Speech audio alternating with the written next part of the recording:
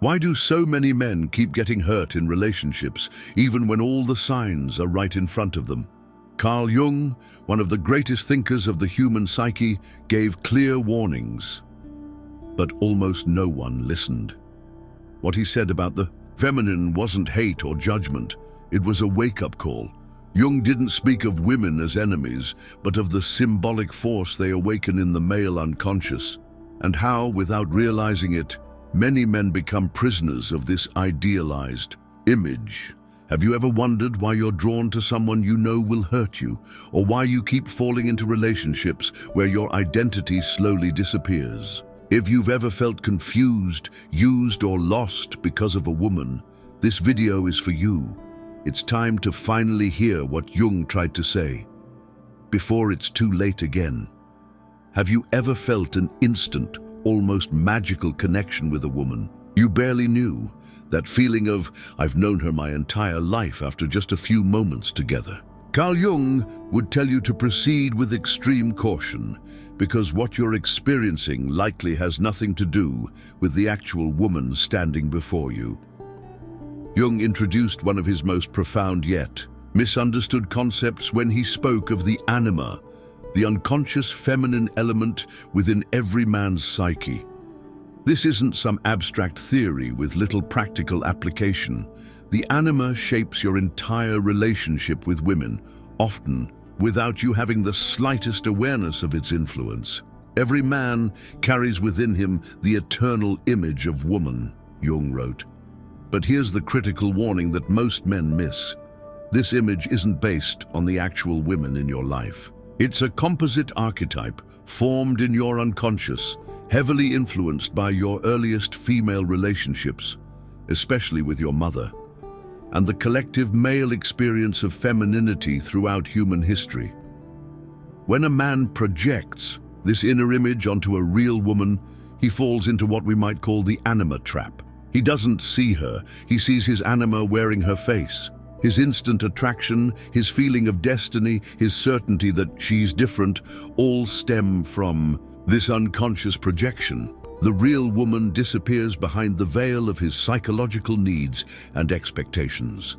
This explains why so many men find themselves repeatedly drawn to women who seem different on the surface, but somehow always create the same painful dynamics. Your anima is seeking expression and recognition, using real women as vessels for its manifestation. Until you recognize this pattern, you're doomed to repeat it. Jung's warning was clear. Without conscious awareness of your anima, your relationships will be dictated by unconscious forces. The woman you believe you're falling for becomes a screen for your projections. And when she inevitably fails to match this impossible ideal, confusion, disappointment, and resentment follow. You feel betrayed not because she changed, but because she was never who you imagined her to be. The anima trap has another dangerous dimension. When projected outward, your anima doesn't just distort your perception of women, it also disconnects you from essential parts of yourself. The sensitivity, intuition, emotional depth, and creativity that Jung associated with the anima remain undeveloped within you when you expect women to embody these qualities for you. The less conscious a man is of his own anima, the more he will project it and be controlled by it, Jung cautioned. This control manifests in emotional volatility in relationships, extreme idealization followed by crushing devaluation. The pedestal and the pit are two sides of the same unconscious coin. Men who haven't integrated their anima consciousness often display paradoxical behaviors around women. They might swing between worshipful adoration and bitter contempt, between neediness and cold distance. These men aren't simply inconsistent, they're unconsciously reacting to the gap between their anima projections and the real woman before them. Jung observed that many men become anima-possessed. Their rationale, thinking, and sense of self becomes overwhelmed by emotional reactions and unconscious drives. This possession can make intelligent, accomplished men behave in ways that later mystify even themselves. Why did I put up with that treatment for so long? How could I not see the red flags? The answer lies in the power of the anima projection. What Jung wanted men to understand is that this feminine archetype within must be recognized and integrated, not externalized and projected. Until a man develops a conscious relationship with his own anima, he remains vulnerable to its unconscious influence. His relationships become battlegrounds where his inner conflicts play out with real women caught in the crossfire. The first step toward freedom from the anima trap is simple awareness, recognizing when you're projecting. That instant magical connection. Question it. The certainty that she's different. Examine it closely. The feeling that this woman somehow completes you. Recognize it as a signal that you're engaging with your anima, not necessarily with her. This doesn't mean genuine connection isn't possible.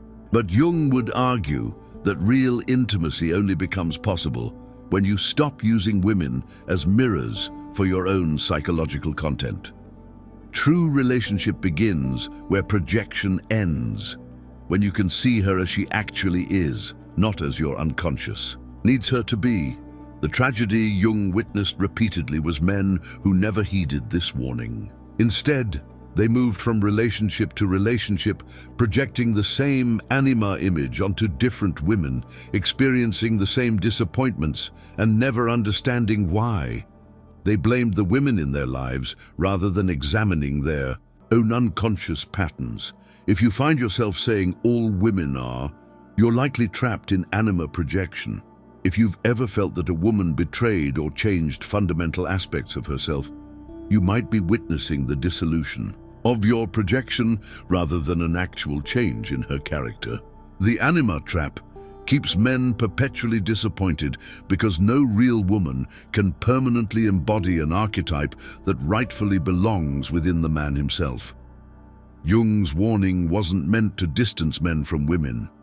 Quite the opposite. By becoming conscious of your anima, you free yourself to experience authentic connection with women as they truly are, not as symbols or projections of your inner feminine qualities. You also reclaim parts of yourself that you've been outsourcing to the women in your life. Your emotional depth, your intuition, your capacity for nurturing connection. The anima trap has claimed countless victims throughout history. But Jung's message offers a way out. If you're willing to look inward instead of continuing to project outward, the feminine isn't something to be found exclusively in women. It's an essential aspect of your own complete humanity. Everything that irritates us about others can lead us to an understanding of ourselves.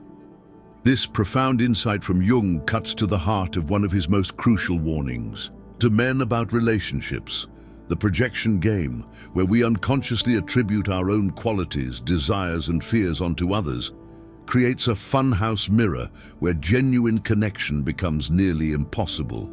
For men in relationships with women, these projections create a particularly dangerous dynamic that Jung observed repeatedly in his clinical practice. A man falls in love, not with the woman before him, but with qualities he has unconsciously projected onto her. He then relates to this projection rather than to the actual human being. It's a relationship built on illusion from the very start. Think about those intense attractions that seem to appear out of nowhere. You meet someone and feel instantly that they possess exactly what you've been seeking, as if they were custom-made to complete you. Jung would caution that this sensation often signals not destiny, but projection. You're experiencing parts of yourself that you've disowned or failed to recognize, now seemingly embodied in another person. What makes this projection game so insidious is how real it feels. Your unconscious doesn't announce itself with a disclaimer. Warning, what follows is projection. Instead, you experience absolute certainty about who this woman is, what she's thinking, and what she represents in your life, often with minimal actual knowledge about her. Jung identified several common projections that trap men in destructive relationship cycles. The savior projection. When a man unconsciously needs to feel heroic, powerful, or needed, he may project vulnerability and helplessness onto a woman, seeing her as someone who needs his rescue. This projection creates relationships where his sense of purpose depends on her continued fragility. Should she demonstrate strength and independence, he may actually feel threatened rather than pleased. The Madonna whore projection. Perhaps the most damaging projection Jung observed was men splitting women into idealized, pure figures versus devalued sexual ones. This projection makes integrated relationships impossible, as no real woman can embody only one side of this artificial dichotomy. Men caught in this projection often idealize their partners initially, only to devalue them once sexual intimacy occurs. The wisdom projection. When a man hasn't developed his own intuitive capabilities associated with the anima, he often projects this quality onto women, expecting them to provide the emotional wisdom he lacks within himself. He may elevate her intuitions to oracular status while diminishing his own inner knowing. This creates an imbalanced relationship where she becomes responsible for the emotional and spiritual dimensions that he should be developing himself. The blame projection. Perhaps most destructive is when men project their own unacknowledged shortcomings onto women. The qualities a man most despises in himself often become the very things he criticizes most harshly in his partner. His own neediness becomes her clinginess. His own emotional unavailability becomes her coldness. His own insecurity becomes her lack of trust. Jung warned that these projections create a doomed scenario. The relationship isn't with a real person, but with aspects of the man's own psyche that he's externalized. The inevitable moment when the real woman fails to match the projection leads not to healthy adjustment, but to profound disillusionment, often followed by the search for a new projection carrier. To confront a person with his shadow is to show him his own light, Jung wrote. Yet most men react with anger and blame when their projections collapse, rather than recognizing the opportunity for self-knowledge. They feel deceived, she's changed, or she wasn't who I thought she was, when in fact the deception was self-created through projection. What makes the projection game particularly destructive is how it prevents authentic intimacy. You cannot truly know someone you're using as a screen for your own psychological material. The real person, with all her complexity, contradictions, and humanity, remains unseen behind the veil of your projections. And she likely senses this, feeling the uneasy disconnect between who she actually is and who you perceive her to be. Jung observed that men often become addicted to the initial rush of projection-based attraction. The intensity of feeling when projecting disowned parts of yourself onto another creates a powerful emotional charge that can be mistaken for deep connection. This explains why some men move quickly from relationship to relationship, chasing that initial feeling but never sustaining authentic connection. What would Jung advise? First, to approach attraction with healthy skepticism, especially when it feels overwhelming or instantaneous. Second, to question your certainties about who she is, particularly when they form before meaningful interaction. And third, to notice when your emotional reactions to her seem disproportionate. Extreme idealization or unexpected anger often signal projection rather than genuine response.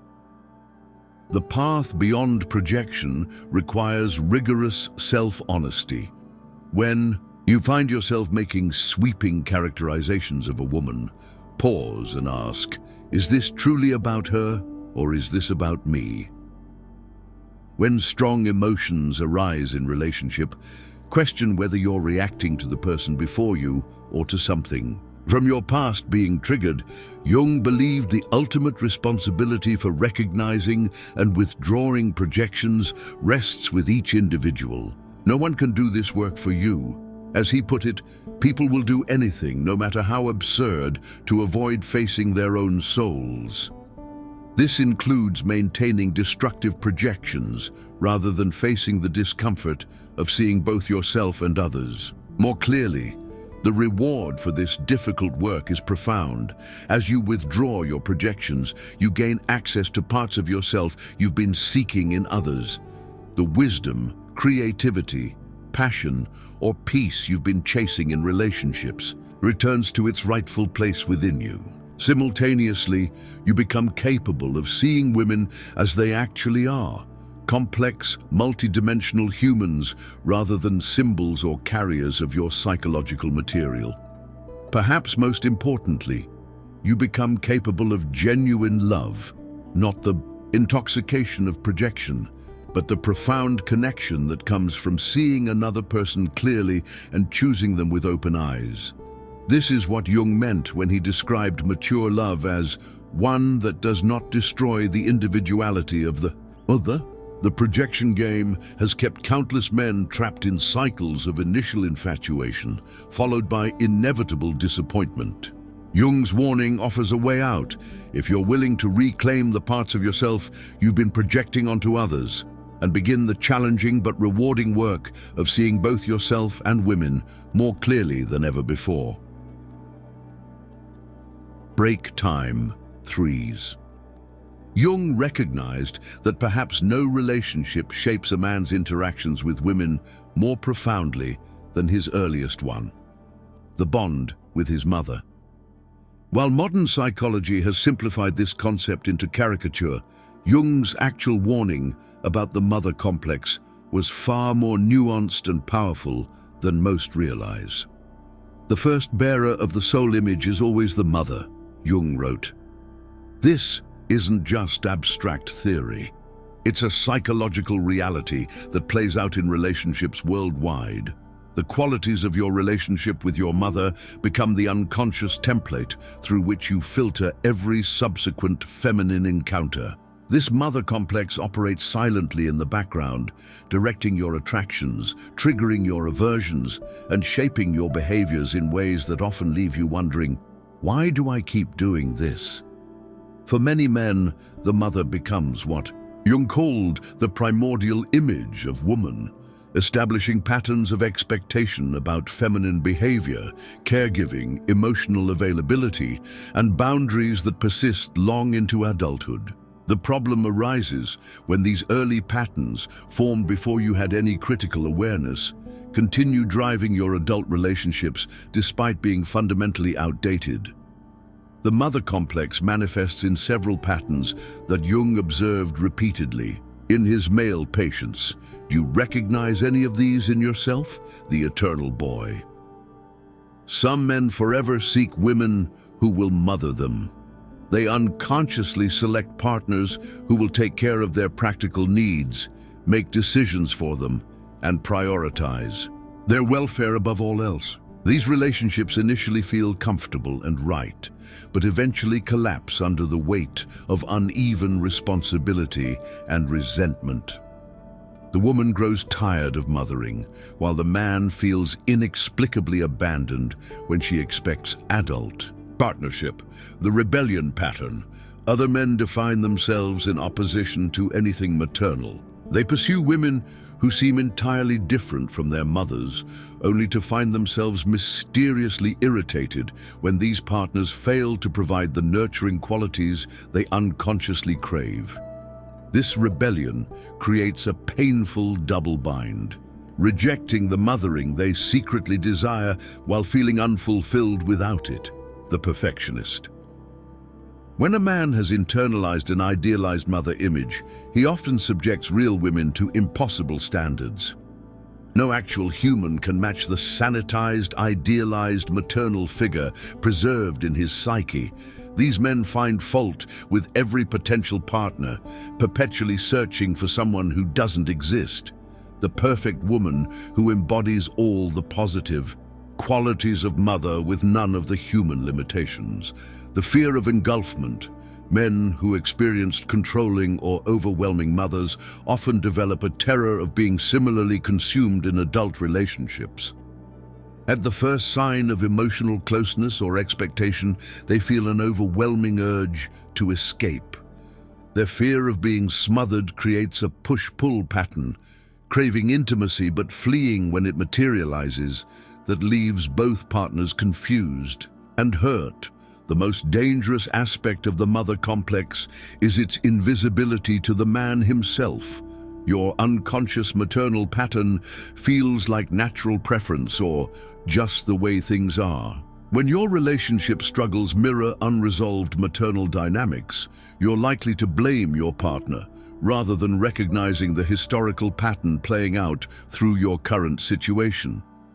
Jung warned that until a man becomes conscious of his mother complex, he remains incapable of seeing women clearly or forming relationships based on present reality rather than past imprinting. The effects of the mother complex on the son, Jung observed, may be seen in Don Juanism, impotence, and homosexuality, often accompanied by prophylactic measures against the mother, such as misogyny and attachments to men. This isn't about blaming mothers. Jung was clear that this complex forms regardless of how ideal or challenging your actual mother might have been. Even the most attentive mother cannot fulfill all her child's needs perfectly, and even the most neglectful mother still provides the first feminine imprint. The mother complex is universal, only its specific content varies. The damage occurs when men remain unconscious of this influence. Jung witnessed countless men repeating the same relationship patterns, attracted to the same personality types, encountering the same conflicts, and never connecting these experiences to their maternal template. As he put it, an unconscious factor is never corrected by itself, but invariably produces repetition compulsion.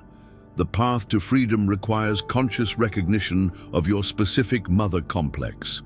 What qualities did your relationship with your mother possess? What expectations about women did it instill? What needs remained unfulfilled? What boundaries were violated? These questions aren't meant to diminish your mother as a person, but to identify the unconscious patterns that continue shaping your relationships decades later. Jung observed that many men react with resistance to this exploration, dismissing it as psychoanalytic nonsense, or insisting their upbringing has no bearing on their current relationships. This resistance itself often signals the power of the complex. When something remains in the unconscious, it exerts more control, not less, over your behavior. The mother complex also explains the puzzling phenomenon of men who choose partners remarkably similar to their mothers while remaining completely blind to the resemblance. "She's nothing like my mother," they'll insist, while friends and family see obvious parallels in personality, appearance, or relational dynamics. The unconscious seeks what is familiar, even when the conscious mind believes it's chosen something entirely different. Liberation from the mother complex doesn't mean rejecting feminine nurturing or maternal qualities. Instead, it means developing the ability to distinguish between your actual partner and the maternal image you've unconsciously projected onto her. It means recognizing when your reactions stem from historical patterns rather than present circumstances. Most importantly, it means taking responsibility for needs that you've been unconsciously expecting women to fulfill. Jung warned that without this conscious work, men remain perpetual sons rather than becoming fully individuated adults. Their relationships with women forever filtered through the lens of the mother-son dynamic, rather than evolving into genuine partnership between equals. The tragically common pattern of men seeking mother substitutes in their partners, then resenting these same women for treating them like children, stems directly from this unresolved complex. The mother complex remains one of Jung's most profound warnings to men, a warning that continues to go unheeded at enormous cost to relationships worldwide. Until you understand how your maternal relationship shaped your expectations of women, you remain vulnerable to unconsciously repeating patterns that preclude genuine intimacy and connection. How can I be substantial if I fail to cast a shadow? This question from Jung illuminates one of his most essential warnings about relationships: the danger of remaining unconscious to your own shadow aspects and how they manifest in your interactions with women. The shadow, in Jungian psychology, contains the parts of yourself you've rejected, repressed, or never developed. Qualities deemed inappropriate, shameful, or threatening to your conscious self-image. For men specifically, Jung observed how the shadow creates particularly destructive patterns in relationships with women, often resulting in confusion, betrayal, and repeated heartbreak. What makes the shadow so dangerous in relationships is precisely its unconscious nature. Unlike more obvious character flaws that you might acknowledge, shadow qualities operate outside awareness, appearing to you as qualities of the other person rather than disowned aspects of yourself. As Jung put it, everything that irritates us about others can lead us to an understanding of ourselves. This shadow dance manifests in several relationship patterns that Jung warned against: the saint and the temptress. Many men, particularly those raised with rigid moral or religious expectations, split their shadow qualities of desire, passion, and sensuality from their conscious personality. These disowned aspects then appear projected onto women, who become perceived as temptresses, leading them astray. The man sees himself as virtuous while placing all sexual agency onto the woman, creating relationships fraught with shame, blame, and eventual resentment. The victim and the manipulator. Men who cannot acknowledge their own capacity for manipulation or control often project these qualities onto female partners. They perceive themselves as perpetual victims of female calculation, while remaining blind to their own subtle forms of control. These men frequently describe relationships as situations where they were used or trapped, never recognizing their active participation in these dynamics. The rational man and the crazy woman. Perhaps the most common shadow projection occurs when men who pride themselves on logic and rationality project their emotional nature onto women. Having disowned their own emotional vulnerability, these men experience female emotional expression as excessive, manipulative, or crazy. They remain blind to how their emotional repression creates the very emotional escalation in partners that they then criticize. The faithful partner and the betrayer, men who cannot acknowledge their own capacity for infidelity or divided attention, often project these qualities onto women, becoming irrationally jealous or suspicious without cause. Their relentless accusations frequently create the very scenario they fear, driving away loyal partners, or in some cases, actually encouraging the behavior they're so fixated on preventing. What makes these shadow dynamics so insidious is how righteously convinced the man remains of his own position. From within the shadow projection, he truly believes the woman possesses these qualities, and he does not. The unconscious nature of the shadow prevents him from seeing how he participates in creating the very dynamics he resents. Jung warned that the shadow grows more powerful and destructive the longer it remains unconscious. Until you make the unconscious conscious, it will direct your life and you will call it fate, he cautioned. For men in relationships, this often means blaming women for situations that their own unconscious patterns help create. The tragedy Jung witnessed repeatedly was men moving from relationship to relationship, encountering the same problems with different women, yet never recognizing the common factor: their own unintegrated shadow. Instead of developing self-awareness, these men often develop increasingly bitter views of women as a category, further cementing their shadow projections. Take the man who repeatedly attracts partners he later deems emotionally unstable. From his perspective, he simply had bad luck with women. What he fails to see is how his own emotional unavailability, disguised as rationality, creates escalating frustration in partners who feel unseen and unmet. Their eventual emotional outbursts then confirm his belief about female instability, completing the shadow projection cycle. Or consider the man who prides himself on honesty, yet finds himself repeatedly with deceptive women. His shadow often contains his own capacity for subtle dishonesty, perhaps not outright lies, but omissions, half-truths, or emotional withholding. This unconscious pattern attracts and creates relationships where dishonesty becomes a theme, yet he sees only the other's deception, never his contribution. Jung's warnings to men weren't aimed at creating division between genders, but at offering profound liberation.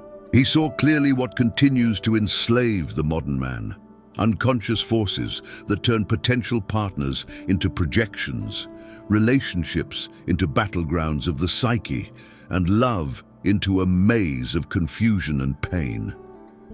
Ask yourself honestly, how many times have you been blindsided by the same relationship patterns? How often have you wondered why intimacy that begins with such promise ends in familiar disappointment? The painful truth Jung offered is that your unconscious doesn't announce itself. It disguises itself as reality, as preference, as just how things are. Perhaps Jung's most uncomfortable insight was that the feminine isn't something external, to conquer, understand, or defend against, but an essential aspect of your own wholeness that demands integration. The battle most men wage isn't with women, but with disowned parts of themselves. The choice remains the same today as when Jung first offered his warnings. Will you continue projecting your inner world onto the women in your life, forever chasing illusions and running from shadows? Or will you accept the challenging invitation to consciousness, to see both yourself and others clearly, for perhaps the first time? The warnings fell on deaf ears, not because they weren't heard, but because truly hearing them requires the courage to face yourself. That courage is still waiting to be found. If you found value in this exploration of Jung's warnings, please subscribe to the channel to receive more videos like this one. Each week, we'll continue to uncover profound psychological insights that can transform your relationships and deepen your understanding of yourself. Don't miss the opportunity to join this journey toward greater consciousness.